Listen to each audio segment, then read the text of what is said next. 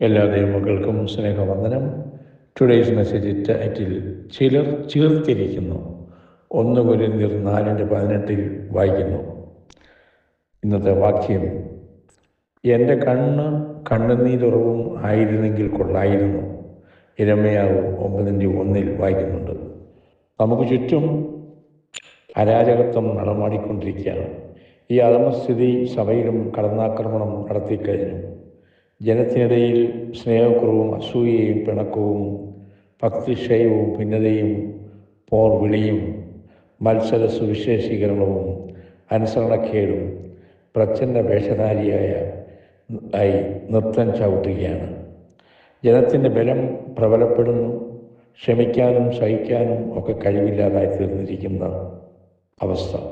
സഭകളും വ്യക്തികളും തമ്മിലുള്ള ഭിന്നതകൾ വർദ്ധിക്കുന്നു. ശ്രേഷ്ഠന്മാരുടെ എണ്ണം കൂടുന്നെങ്കിലും ആത്മീയന്മാർ കുറഞ്ഞു പോകുന്നു. ഇഷ്ടം പോലെ പ്രാസംഗികരും ഉപദേഷ്ടാക്കന്മാരും പണ്ഡിതന്മാരും ഒക്കെ നമുക്കുണ്ട്. പക്ഷേ പിന്നെയും ജനം അതൃപ്തരാണ്. എന്നാൽ നമ്മുടെ ഭാവന, അഹംഭാവം നമ്മേക്കാൾ ആത്മീയർ വേറെ ഇല്ലെന്നാണ്.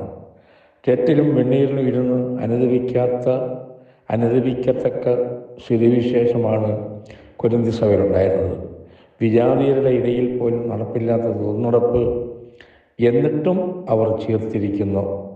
1 കൊരിന്ത്യർ 4:18 നമ്മൾ വായിക്കുന്നു. പൗലോസ് പറയുന്നു, ആത്മീയ നില വളരെ ശോചനീയമായിരുന്നിട്ടും അവർ പൗലോസിന് മേൽ കുറ്റം ആരോപിക്കുവാനും കക്ഷി പിടിക്കാനും ഗ്രൂപ്പ് വഴക്കിനും മറ്റുമാണ് ഉത്സാഹിക്കുന്നത്. കുറ്റം പറയുവാനും കണ്ണുനീരൊഴുക്കുവാനും തയ്യാറാകേണ്ട സ്ഥാനത്ത് തന്നെത്താൻ അഹങ്കരിച്ച് ചീർക്കുകയാണ് അവർ.